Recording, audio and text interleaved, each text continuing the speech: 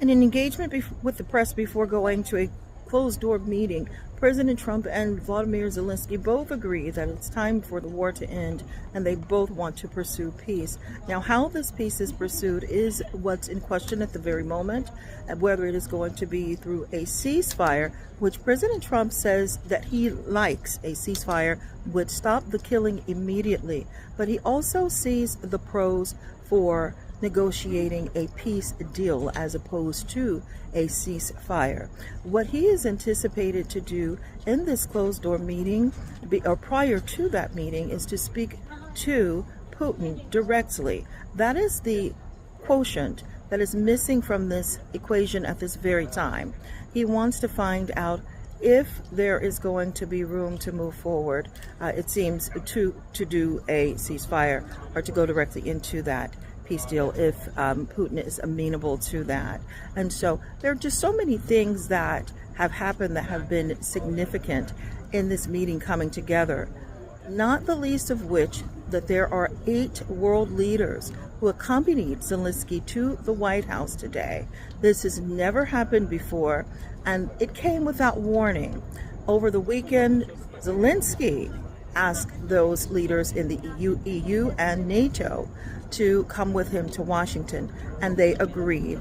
If we can just go back in time a little bit to February when Zelensky was here the first time, he was ousted from the White House, left in an embarrassing situation that was a shouting match, and he left earlier than was anticipated, and the world was watching then.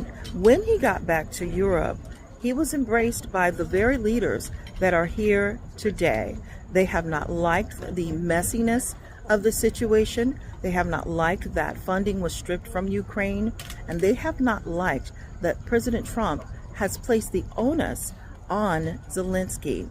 Zelensky was attacked. That's something that we can't forget, that Russia started this invasion. But the way the conversations here in the U.S. and media have gone about this, more on the conservative side, is that President Trump knows what he's doing. He's a deal maker, and that the stakes that he places on this negotiation table are the best as he sees fit. But it is crucial to understand and recognize that the U.S. position on Crimea, the land that Russia wants to take back, the U.S. official position is that that land does belong to Ukraine, and that would put Ukraine in a completely defensive posture.